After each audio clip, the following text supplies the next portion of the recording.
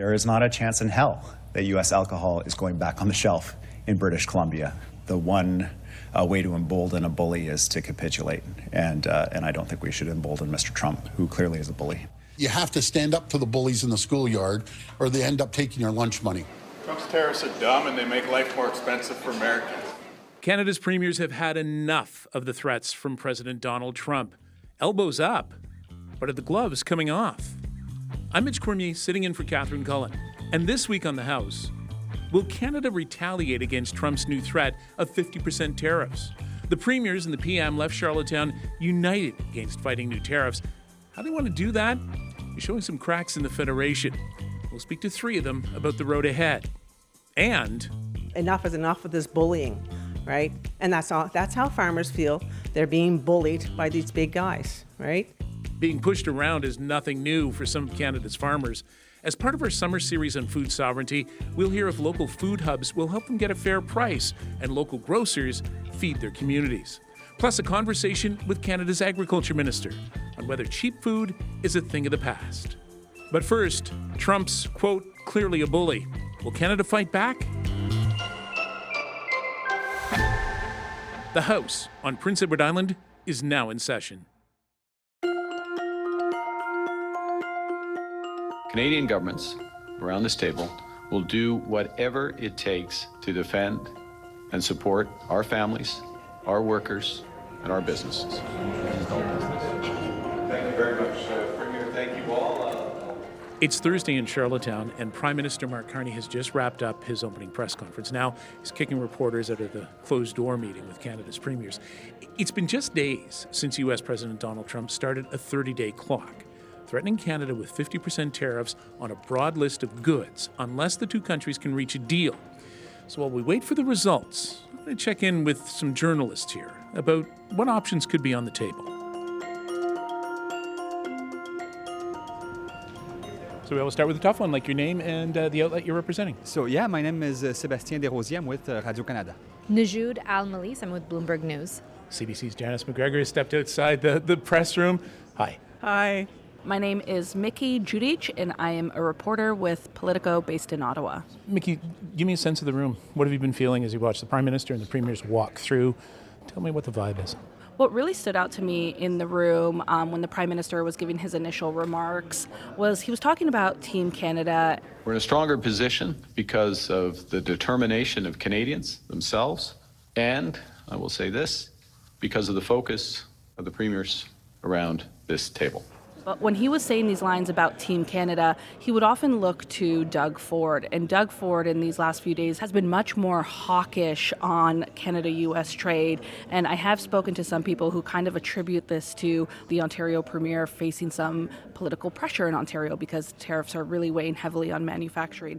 Well, Doug Ford is clearly taking the hardest line here out of all of the premiers. He wants to fight back. Ontario can't do it alone. We need the support. We need a plan from the Prime Minister. We are an energy powerhouse, and we could dismantle the U.S. if we wanted to, if we all work together. And that's been his message all week. And I don't think all the premiers agree with him. And that's why you're seeing a little bit of, signs of division. I think this is the challenge for Carney. He is facing mounting pressures from premiers to lead a collaborative approach, but where the premiers disagree right now is what they are going to do. Are they going to retaliate? Seems like Susan Holtz, New Brunswick Premier, and British Columbia Premier David Eby are behind that. We do sell a lot of energy products to New England, so we know that we have those kinds of tools at our disposal should we need them. If the Prime Minister calls British Columbia and says he needs support with some big sticks to have conversations at the table, then we'll be there. But others are not so sure, specifically ones in Western Canada like Danielle Smith and Scott Moe. You have to be very careful not to put things on the table that you're not prepared to do. And I'm going to try to prevent Canada from making a very dumb decision of putting energy on the table. You would be putting miners, uranium miners, oil workers, and agricultural workers out of work. That's not the goal here. Premiers are telling us that they're all on the same page, but they just have different ideas on how to deal with the U.S. right now. And the question is, who's Carney going to listen to? To govern is to choose, right? Like, Mark Carney can't make everybody happy. What he has to do is broker compromises you have to have the goodwill in the room that they will follow you. And so when they say we're united, I don't know that that means they're united on a tactic or a strategy or one kind of retaliation or compensation, right? I think what that means is they agree that they can't afford to work at cross purposes right now, and they know that Mark Carney has to be in charge. Up until now, Carney has really tried to go the diplomatic route. You know, there's been a lot of concessions Canada has made to get talks going, and I think some of the premiers are getting a little bit antsy. In some ways, I feel like I'm living through the last Council of the Federation meeting, which was in Deerhurst, Ontario last year. We were 6 months into the trade war with the U.S. You know, it was a lot of the same things, like what are we doing, what's the strategy, what's next? I'm kind of feeling like we're back to square one. Also, the federal government was way more forthcoming in Huntsville than they were this year. For example, last year in Huntsville, it was very clear that they were being briefed on negotiations with the United States. Premiers were feeling very confident. They were very trusting in the federal government, where what I'm hearing on the ground here is that that communication has waned a bit. They are not receiving as much briefings as they have in the past by the federal government or Canada-U.S. Trade Minister Dominic LeBlanc. Problem on Monday is still their problem today. So what we're left to wonder is, behind those closed doors, are they actually agreeing on something? Honestly, I doubt we're going to have a clear plan of what's to come. I guess it's going to be coming more in like the coming days or coming weeks. And that's one of the things, like at the start of the week, it was, you know, we have 1 month before these new tariffs come into effect. That was the window we had imagined before we had to, you know, conclude these negotiations. And yesterday, Jameson Greer, which is the U.S. trade representative, said, yeah, well, maybe we'll have deals before the end of the year. I'm hopeful that before the end of the year, we can have at least options for President Trump and the leaders of Canada and or Mexico to consider potential interim arrangements. And some of the premiers seem to be okay with that. So we're seeing a few premiers walk by here, which makes me think we might be circling in on a relatively on-time newser, which, given my deadline, makes me feel happier.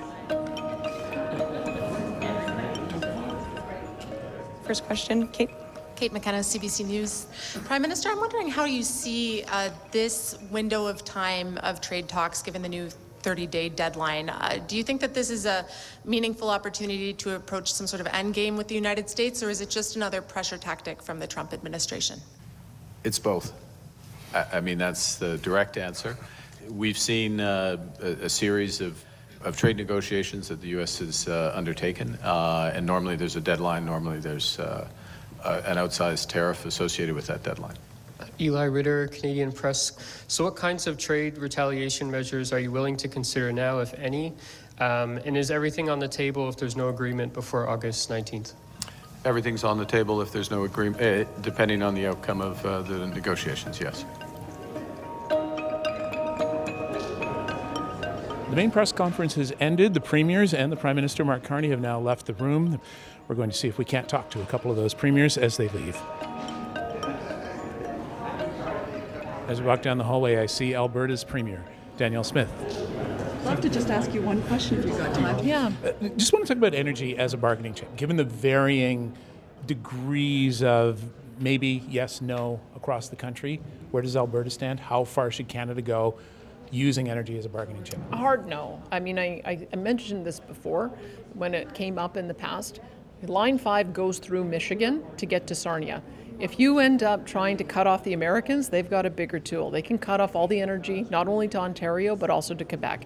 And I sure don't want to see Quebecers and Torontonians not able to get aviation fuel or gasoline or diesel. So I don't think you threaten things that you can't do practically, or where the retaliation on the other side is going to be disproportionately worse than what you would threaten. I think the tactic that we should take with the Americans is the reverse, is if we can promise them that we'll build more pipelines, send them, get them more energy security, allow them to achieve more energy dominance. That's the approach that I prefer to take, and there's a couple of different projects that have already started that I hope get to the final investment decision. But a lot of people are saying Donald Trump is looking forward to the fall now, and that's the furthest he's seeing. None of those projects will be ready for that. Well, I think that the conversation that we're having is an important one because it does take a long time to get approvals. And we've been bitten in the past. We had approvals and we even had pipelines begun to be built. And the change in the administration, they ended up pulling the presidential permits. So I think that there's been a lot of uncertainty around energy that hasn't benefited Alberta. We certainly don't want to create more uncertainty. We want to be a reliable trading partner. We want to demonstrate that every day. And I don't think you do that by threatening things that are going to hurt your biggest customer. And one final question. Gauge the mood in the room, this time around versus 12 months ago in Huntsville, Muskoka. I would say that the difference is that the Prime Minister has been traveling the world trying to develop new trade markets. We've had over 100 trade missions, whether it's federal or provincial, 20 new trade agreements. We now have access to 3 billion customers around the world. We're talking about building infrastructure, ports, pipelines, transmission lines to get our product not only across the country but also to those new markets. And that changes things. It allows us to feel some confidence going into discussions from a position of strength. I mean, the Americans will always be our most important trading partner, but now we have the ability to expand that out. And they're big numbers. We're talking about the potential for hundreds of billions of dollars worth of trade, whether it's with Europe or whether it's with Asian markets. And I don't know that we were having that conversation 12 months ago, but now we are, and I think it's good for the entire country. Appreciate your time. Thank you. You bet. Thank you. And here's Rob Lantz, the Premier Prince Edward Island and the outgoing chair of the Council of the Federation. Welcome to the House, Premier Lantz. Thanks for joining us. Yeah, great to be here. So Prime Minister Mark Carney says in terms of retaliation against the U.S., everything's on the table if negotiations don't succeed. So in that room today, how far are the premiers willing to go? Well, I think what the Prime Minister also said was that he's not going to lay his cards on the table for everyone to see. He's not going to disclose his negotiating strategy to the public before they get underway. But, he did share some things with us in confidence. I think that we're confident in his approach, and we're standing behind him. We need to stay united, strong, and show resolve here. But I think there's an opportunity, and the Prime Minister recognizes that, and we look forward to seeing how this plays out. But there has been unity since, and that's what you've talked about since your first meeting with the Prime Minister last year. Yeah. That was a theme coming out of Muskoka. Yeah. Gauge the mood for me now. How are premiers feeling now about that particular tactic? Let's be unified, because the U.S. is still threatening tariffs. Well, there's no doubt that the situation is different now than it was 3 weeks ago when the United States decided not to renew CUSMA, which is something very specific. But they've initiated this latest round of negotiations. The door is open. The Prime Minister knows that this is an opportunity, I think. And look, he was very candid with us, and I think that we should all just stand behind him and see where this goes. But I think there's a general consensus that this is an opportunity and that we should take it.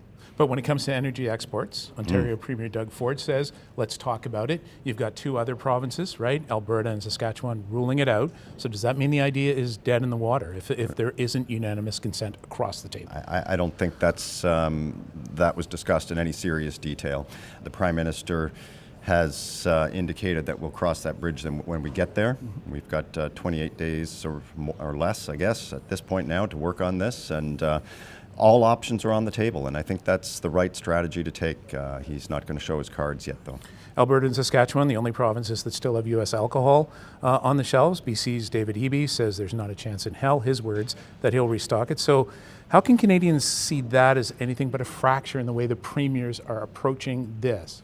They made that decision a long time ago, and that's their decision to make. But it's a point of leverage that we've got, and I think that all of us will be willing to give up those bans when the time comes, when we get something in exchange or when it needs to be on the table, and I'm perfectly willing to do that as well. But what about the thought that maybe some provinces should do something demonstrative, positive to try to help? No. We're not giving up things in advance. We'll take our cues from the Prime Minister. He'll be the man. He and his team will be around the table for these negotiations. And look, we'll take our cues from them of what needs to be done to advance the interests of all Canadians. So we've got another 3 weeks, well, a little bit more than 3 weeks. So it's either going to be a big blow to Canada's economy or it's just going to be another threat. So I'm curious, based on what you heard from the Prime Minister and his U.S. Trade Minister today and Canada's lead CUSMA negotiator, what's the worst case scenario? Like, what should we be preparing for? Well, look, we've done some analysis on exactly what this means for Prince Edward Island, and we've got about $10 million in trade that would be exposed to these new tariffs, and that would be devastating to those that are exposed. But in the grand scheme of things, and we've talked about this, we've got an effective tariff rate of somewhere between 5 and 6%. These additional tariffs would elevate that by just another small percentage points. I believe it was 2 or 3, perhaps. So, at a macro level, this is not devastating for the country, but it could be very devastating for some of the industries that are impacted by this. So, yes, that's concerning. But look, let's look at this as an opportunity. The Prime Minister certainly is. They've got a strategy to go into this, and we'll play our part, but all the premiers are standing united behind the federal government. Premier Lantz, thanks for joining the House. Thanks, Mitch. And the leader of the Northwest Territories is still in the building. Let's see if we can catch up with him. RJ Simpson, welcome to the island, and welcome to the House. Honored to be here. Give me an idea of the mood inside the room today as you sat with the Prime Minister. The mood inside that room, the First Minister's meeting, it's always positive, I would say. We're facing some significant threats, but everyone is on the same page. Everyone's pulling in the same direction. Everyone is united. And so we understand the threat, but we also understand that we're stronger together. Yeah, I would leave it at that. Like I'll say, I always walk out of that room feeling proud to be a Canadian. But united, but at the same time, the roadmap to get there, to talk down these latest threats, is differing depending on who you're talking to. How much division is there across the country when it comes to the premiers? Well, there's different ideas. I wouldn't say there's division. And that's really the beauty of the Federation is there's different jurisdictions with different interests, different resources, different economies, and everyone brings their perspective. And that's what you need in order to craft an approach to dealing with these tariffs and with the negotiations. You need to understand the entire country. And so I don't want to be there if everyone is just saying the exact same thing. You need to understand the differences so that you can move forward in a way that is going to be beneficial to everyone. You're on a 5 a.m. flight on your way back across the country. The next group of people you'll face are your constituents. What are you going to tell them? I'll tell them that I came down here and I represented the people of the Northwest Territories. In the Territories, we have a high cost of living. And so when we hear things about tariffs, that means that whatever effects are felt in Southern Canada among the general public, they're going to be magnified in the Territory. So that's always my concern is the people of the Territory and how they're being impacted. As a reporter who lives and works in Prince Edward Island, it's about 2% of our economy could be affected by this. Doesn't mean you breathe any easier. No. And in the Northwest Territories, we're going through a transition right now. We have a number of diamond mines. One is closed, one's in creditor protection. We have another one whose natural mine life is nearing the end.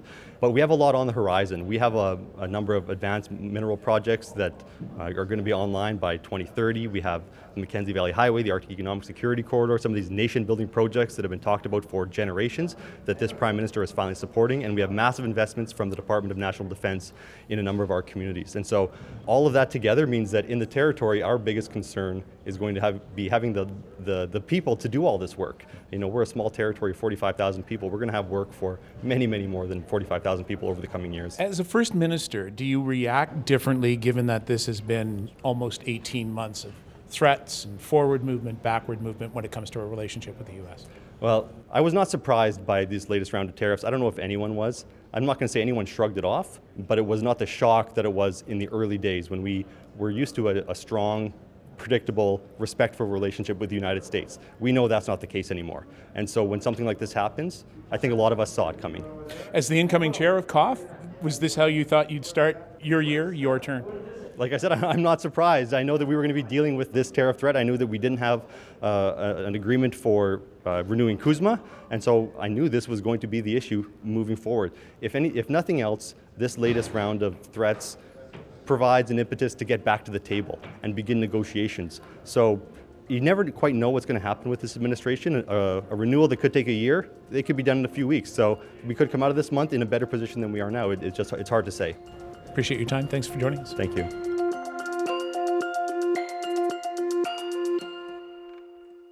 That was my conversation with the premiers of the Northwest Territories, Alberta, and P.E.I. at the First Minister's meeting here in Charlottetown. Next up on the House podcast, the P.E.I. farmer who plowed under a garlic crop rather than sell it to a grocery chain for next to nothing, and how the National Food Security Strategy aims to help farmers get fair prices for produce. I'm Mitch Cormier, host of CBC's Island Morning, sitting in this week for Catherine Cullen. You're listening to The House. Make sure to give us a follow so you never miss an episode. and tell us what you think of the show. You can email us, thehouse@cbc.ca.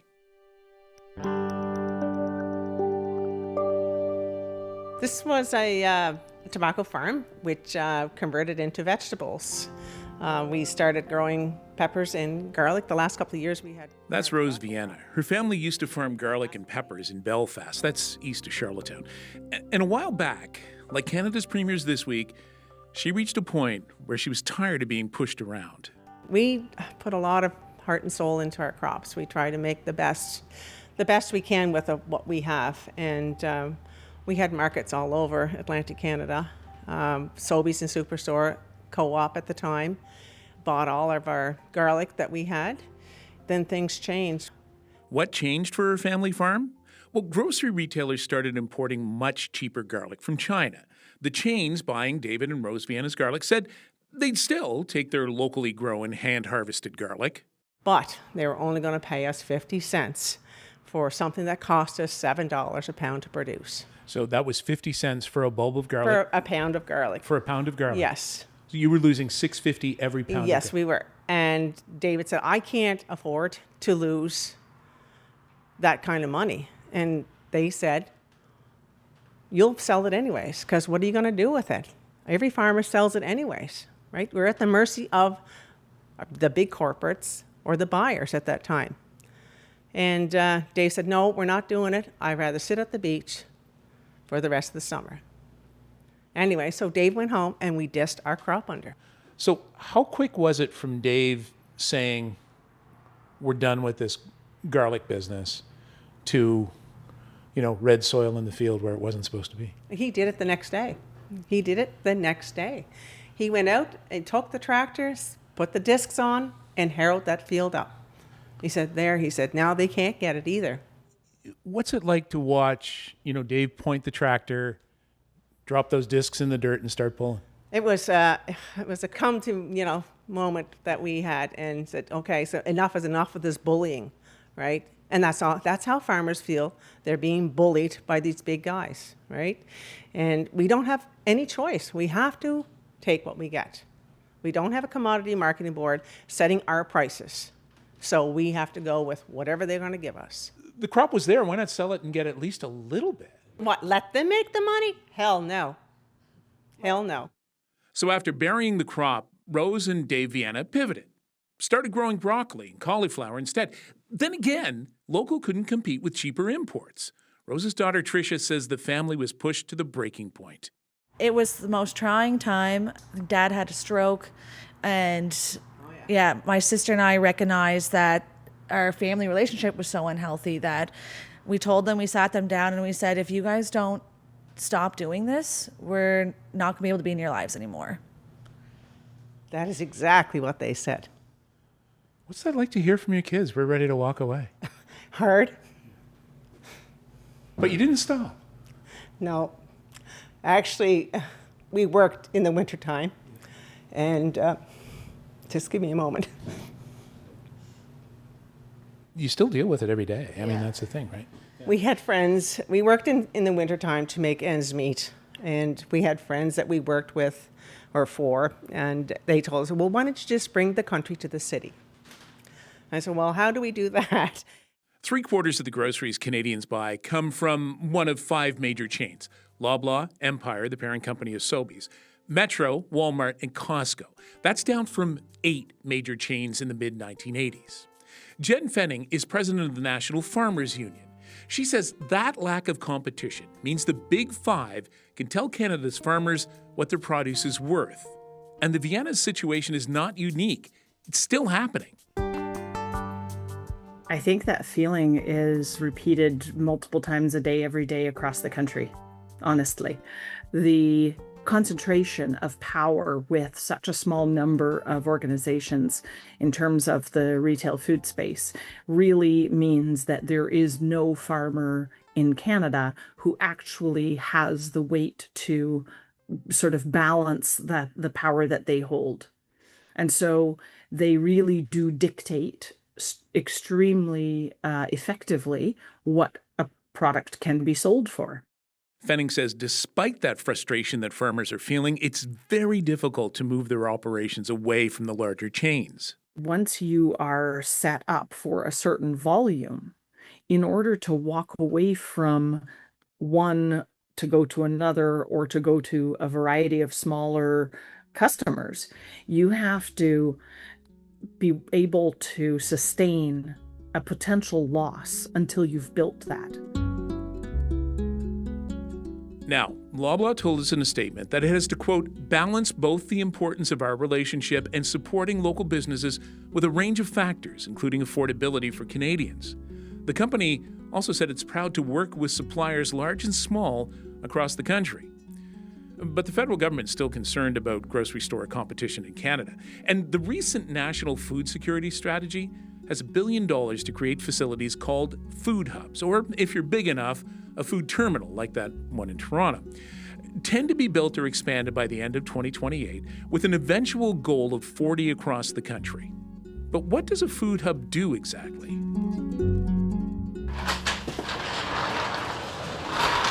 So I'm just loading the van right now for our stops of the day. Right now I have Cool Breeze as my... Charles Amando is loading up his rented U-Haul van for today's deliveries. This is a 50-pound bag of cabbage from Mackenzie's. Oh, and this is potatoes from Wilshire Farms going to CMB in Kensington. Charles says he loves driving across the island, making deliveries for P.E.I.'s food hub, the Growers Station. This gives me I can't even, the closest thing to name it would be joy. It's like something that's beyond love, because I tell my boss every day, every time they have to send me back to a route, you're like, oh, we're sorry, you have to. I'm like, I would do this all day, till 12 hours a day, every day, and I'm not even making that up. The Grower Station markets produce from 60 farms and producers across Prince Edward Island through a website. Smaller grocers, restaurants, community groups, they can all use that website. You select what you'd like and have it delivered to your door. And they have some dry goods too, and those are mostly local or regional. And they're trying to help farmers with things like packaging, even branding. We've got lovely loose heads of romaine. Look at those, as big as your head. Beautiful. We've got fresh carrots. We were at the farm yesterday while they were being harvested. Beautiful fresh carrot bunches. We've got Ann Higgs is executive director of Growers Station. When we started, one of the things that was most important to us was farmers remained in control of their business. So they still tell us what kind of product they'd like to grow that year, what sizes they'd like to package in, what their pricing will be. So very backwards of a model that you would see in standard wholesale as well as grocery, where the grocer or wholesaler is oftentimes telling you, this is how much you need to sell me your product from. So when we started as an organization, it was really important for us that those farmers kept control. We're able to provide guidance, we're able to give market data, we're able to help them when they're coming to us and mentor them through those kind of questions. However, the farmers are still in control of, at the end of the day. The National Food Strategy, wants to make a big push for more food hubs by establishing a 10-year, $1 billion fund. Where do you see Growers Station fitting in? I think that we are a really great example of the uniqueness of what a food hub can do. We're eager to grow. We're eager to take on processing opportunities. We've spoken that there's absolutely a need for more cooler and freezer space within this community of small and mid-sized farmers. There's certainly more capacity for distribution and infrastructure around distribution. So we're eager to grow and to capitalize on these grants, and we really hope that they are structured in a format that is accessible to smaller organizations that might not have the backing or capital of large organizations. Ann Higgs hopes to expand to be able to mentor more farmers and even open a farm stand. She says her food hub is important for smaller farmers who can't afford to expand. And not only does it create a sales channel, but there's also that opportunity for farmers to learn the marketing side of the business. Donald Killorn of P.E.I.'s Federation of Agriculture says when so much of Canada's food is grown for export, there's a real benefit to these kinds of food hubs. We grow so much food on Prince Edward Island, and we're primarily engaged in the export of that food, and we're a major economic driver because of that. But when you create a system designed for export, what you can often miss is the opportunity to ensure food security in your community. And food hubs represent a prime option to off-ramp that food from the export system and ensure it gets delivered into our local communities. There's an irony in sitting here on Canada's Food Island and you saying we can't really feed ourselves in an efficient way. Irony is certainly one word. It's a bit of a tragedy, but it's our systems evolve over time. They evolve in silos. They evolve for purpose, and our agricultural industry on Prince Edward Island is extremely important to the health of the island in many different ways, but perhaps the irony is that the way in which it could do more is actually putting food on the plates of people who need it in our communities. So let's follow some of that locally grown food to a neighborhood grocery store. Yeah, so see here, this is Island P.E.I. russet potatoes, which is a lot of people loving it, and I'm selling a lot here, a lot of people buying it. Along the south shore of P.E.I., locals run to the general store in Crapo when they don't want to drive the 20 minutes into town. The owner, Krunal Patel, bought it in 2020. From my childhood, I had a dream that I want to be in the grocery store business. Eventually, when I took over this place, like I asked each and every customer what they would like to see here in the store. What's the toughest lesson you've learned in the 6 years that you've owned the store? I guess after COVID, as you notice, everything went up, like the prices for the groceries, everything, right? So like it was a very tough lesson and very tough thing for me to get the right price for my customer. And you only have to spend a few minutes here to learn that customers really appreciate Krunal's efforts. This guy is my hero. He supports local and we support him. You can come in here. He gets things in that I asked him to bring in. Didn't have buttermilk at first. And he said, oh, that's the buttermilk guy, so he gets me buttermilk. Pancakes just aren't the same without buttermilk. Krunal uses the grower's station to bring in fresh produce, but he can't get everything he needs to stock the shelves from the food hub. So he has to buy his dry goods from wholesalers like TRA, which is owned by Sobeys, the competition. He says it's a full-time job scouring for deals. I work, to be honest, like all day, to be honest. Tell me a little bit about your day. Like, how are you out there searching for good prices? How far do you have to go to get a good deal? There are a couple of apps, and I always roam around in the town. Like I go to the Sobeys, maybe different bigger store. I go there. If they have a good price, I can get it here in my store. And then that way, if I get a good price, I can give my customer a good price as well. How difficult is that for you to go to the competition, buy their products, and then add your margin and sell it here? I think it's really difficult for every small store owners, right? Because all the small store is depending from the bigger vendor, whoever they're getting from. All small store have to buy it in a bulk, like a whole pallet. Then they'll be able to give you a good price. But people like us, we are hardly buying a 1 case or 2 case at a time. So a pallet would be, if you ordered a pallet of cake mixes, which are just down the aisle here, how many would you have to buy to get a deal from a distributor? Oh my God, it's a lot. Like that pallet gonna cost me roughly around $700 to $800, right? And then not only price, I need to think about the date as well, because as a small store, I won't be able to sell that many. Right. So if they're gonna go expire, I'm not gonna get credit or anything. Either I have to garbage it or... There are only so many birthdays in Crapo, is what you're right. Yeah. And what about back on the farm in Belfast? 20 years after plowing down that field of garlic, Rose Vienna and her family are still together. They're still on the farm. And in the end, they figured out how to bring the country to the city. One of the businesses that came out of that showdown with the Big Five, their own small community grocery store, Riverview Country Market. And they, too, take advantage of the Growers Station Food Hub. We want to buy vegetables from as many farmers as we can, make sure that they get exactly what they need to get for their product. And let's talk about margins, because, I mean, you were still getting garlic that conceivably cost $7 a pound to make. How did you make sure you're not selling it for $7 a pound in the store? Well, the garlic right now, it's more than $7 a pound. Back then it was. Right? Yeah. Back then it was. But how do you make sure you're competitive? This is the tough part. That is a tough thing. Because we don't have to pay CEOs. You just pay mom and dad, right?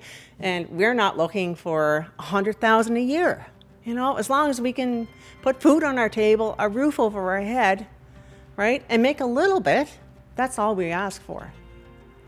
They might say she's the craziest business owner saying I don't want to make more, but if you're successful, we're successful too. And that's like the whole part of how we need to work together and come together.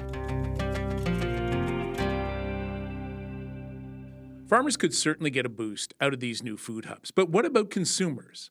Mike von Massow is a food economist at the University of Guelph. I spoke with him earlier this week and started by asking about what impact 40 new food hubs or food terminals across Canada could have on the cost of groceries. The short answer is that it's not going to change the price of groceries we pay very much at all. What it does do is provide a place where smaller independent groceries or small regional chains can buy fresh produce more competitively, and it will make them more competitive, but it won't make them cheaper than the big grocers. So it provides resilience, and it's a very good thing to do. But I think if we depend on it to lower grocery prices, we are bound to be disappointed. I'm curious about the farmer who grows the produce.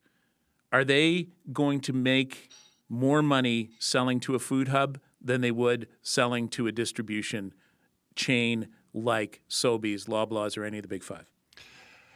Well, the answer is it depends, as it so often is. What it does is it provides them another choice. If you take a step back and think about what we're doing now with our relationship with the U.S., so much of our trade depends on trade with the U.S., and if the U.S.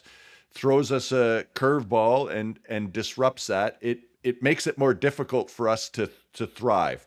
So will it give them more money? It might in some years. Will it give them another avenue to sell, which will make them more resilient to disruptions with other customers? For sure. It reduces some of the middleman and logistics costs and allows those small independent grocers to be more competitive, but won't necessarily make them cheaper than the big five, who have this incredible economies of scale advantage. So what would make it cheaper for consumers through the big five or at the local grocery store? The truth is that there's not a lot we can do. You know, those big five grocery stores are making about 4.5% above their costs. And so it isn't the fact that these grocers are making extremely high profits. It is the fact that these products are more expensive. So I think if you look at another part of the food strategy, which says, you know, increase greenhouse production and those sorts of things, that makes us more resilient to tomato production problems in Mexico, which meant that tomatoes went up more than 30% in value last year.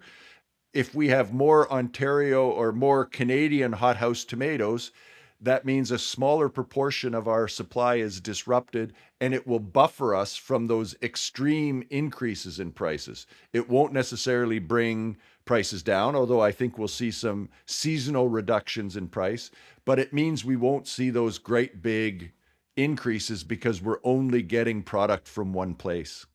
And I'm curious about, you know, if you think about grocery profits and the Competition Bureau, $12.9 million to strengthen and enforce capacity of the Competition Bureau and the Competition Tribunal, what does the Competition Bureau have to do to involve itself and have some teeth when it comes to controlling prices and the flex that the big five have?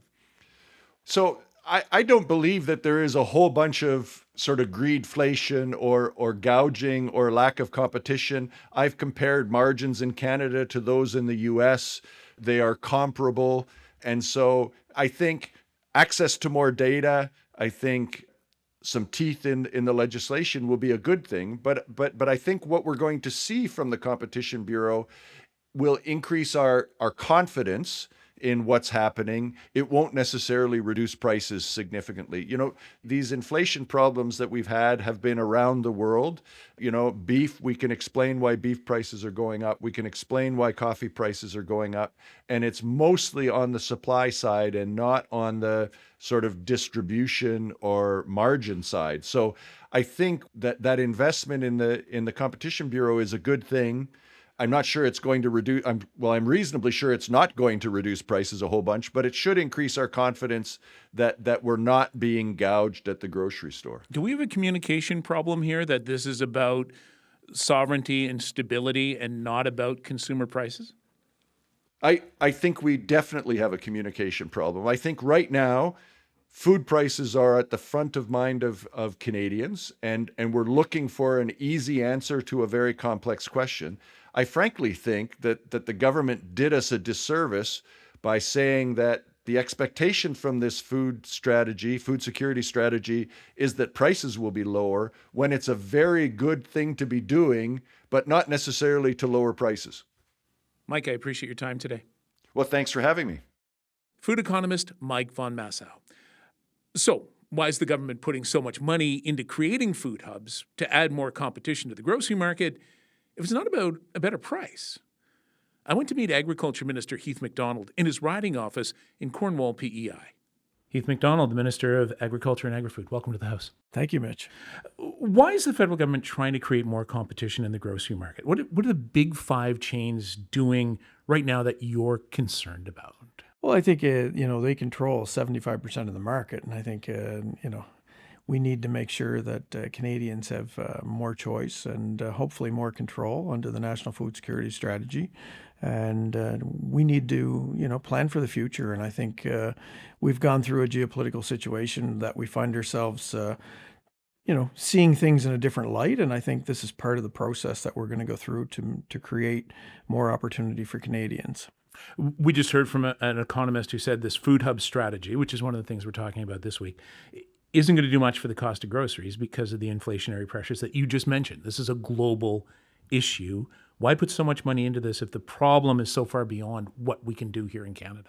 Well, I think it's easy to say that, if you're growing more here, Mitch, I think it's around 80% of fruits and nuts and approximately 80% of fruits and vegetables we import. So let's invest in hydroponics. Let's invest in greenhouses. Let's grow more food here to give people that option. So let's support that infrastructure. And I think part of the NFSS is supporting that infrastructure. And I think when we rely so heavily on our trading partners, we need to do more here at home. And we've seen, products being shipped raw into the United States or into other countries and coming back as a value-added project. So I think it's important that we try to do more here at home. For a consumer, what's the benefit of having more places to shop if the prices don't change? When you have more places to shop, you're creating more market, and market drives price fluctuation. So I think having that opportunity to put more products locally on the shelf with less transportation costs, being able to create those hubs in regions that presently don't have them, and it will drive competition. And when you drive competition, you drive price, and you drive price down. People are looking for better prices, and food affordability is a major issue. So let's drill down on the hubs a little bit if we could. First off, will they remain not-for-profit? Not necessarily. It depends where they're operational. And at what level is non-for-profits. I think it's important that they become self-sufficient in those non-for-profits, that there's not always government being there in existence. We've seen one of the Toronto terminals, a good example, where farmers sell directly into the Toronto terminal, and then it is actually, bought by retail, local convenience stores, restaurants, so on and so forth, at wholesale prices. There's nothing wrong with that. We need models that are going to be sustainable in this country. It doesn't necessarily have to be large corporations doing everything. I think farmers just want value for their products. Restaurateurs want to be able to, buy products that don't have to necessarily be bought from the same five all the time. I think we're giving more choice and more Canada. The grower station on P.E.I., how does it take advantage of the funding that's available? I think those are the types of businesses that we want to become involved with relatively quickly. And a couple examples of that is cold storage. A lot of these facilities can't afford to put up the infrastructure for cold storage. They can't store the food long enough. So it's moving the food rapidly in and out. But dollar for dollar, can they get in on this? Yes. But what if they can't do dollar for dollar? Well, no, they can go. There might be other alternatives there. We want to create something, Mitch, that is available to those. We see how the value in that has grown here in the last few years on Prince Edward Island. Not only cold storage, but freezer capacity. Maybe it's a greenhouse. Maybe there's opportunities relative to greenhouses. We've seen it at the market at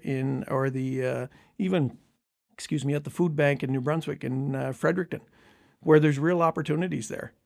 And so we're seeing these types of activities across the country. We just have to make it normalize and create more space for these non-for-profits to be at the forefront of our food supply system. So here on P.E.I, 3 of the big 5 are operating. The 4th, Costco, I don't know if you can confirm for us or not, it's coming to Cornwall, but could be opening very soon. So small grocery store owners on P.E.I are going to the competition to buy dry goods because they're cheaper than the distribution network right now.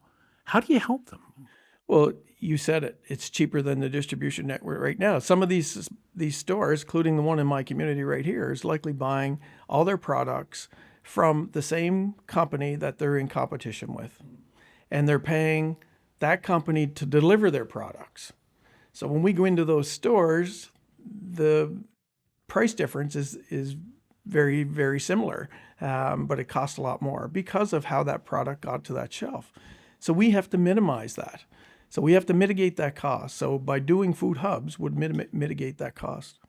So just want to touch on, the food strategy. So red tape goes, small abattoirs get federal licensing, putting more money into, domestic food processing. We're going to talk about that next week here on the House. And you've got money towards these food hubs. So 10 years, $3.2 billion later, let's walk across the street to the grocery store that, as you say, is across from your office here. What does my grocery cart look like? What's in there? Well, certainly, hopefully, a lot more local products right from the farm gate and not being sold. Hopefully, the fruits and vegetables and that we talked about and are grown more in Canada or locally in Atlantic Canada. I think there's opportunities there to lower the costs for Canadians based on the National Food Security Strategy and us stepping up to the plate.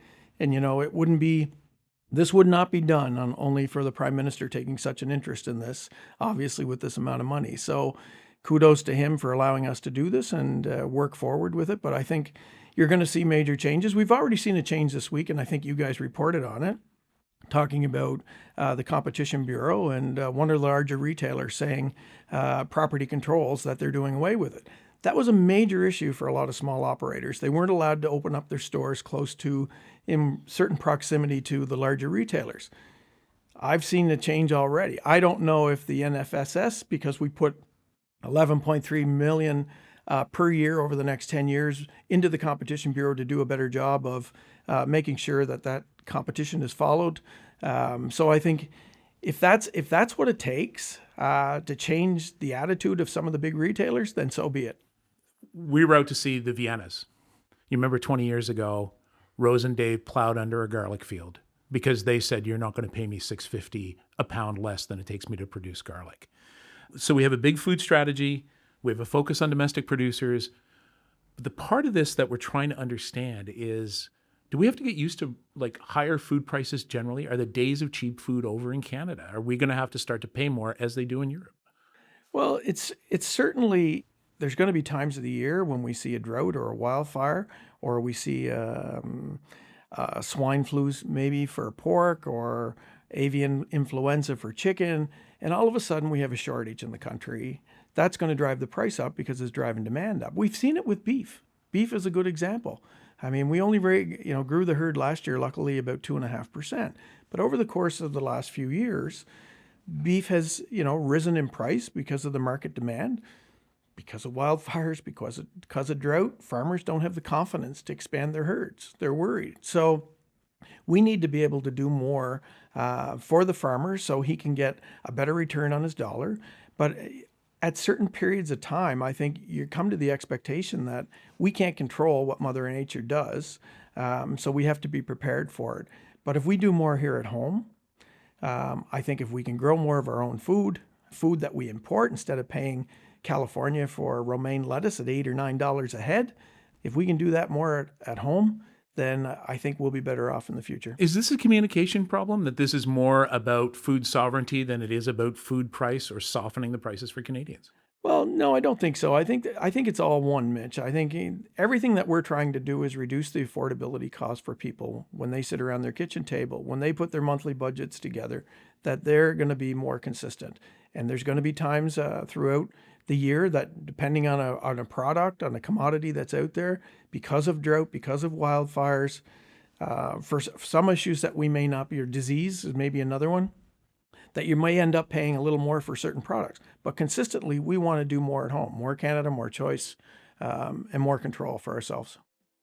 Heath MacDonald, the Minister of Agriculture and Agri-Food, thank you for your time. Thanks, Mitch. All right, that's it for us this week. Our crew in the house is Benjamin Lopez-Steven, Derek Vanderweg, and our senior producer is Jennifer Chevalier. Technical production by Miguel Plante. Thanks to Laura Glowacki, and a crew here in P.E.I, Stacey Janzer, Cameron Farquharson, and Alex McIsaac. And I'm Mitch Cormier in Charlottetown. Thanks for listening.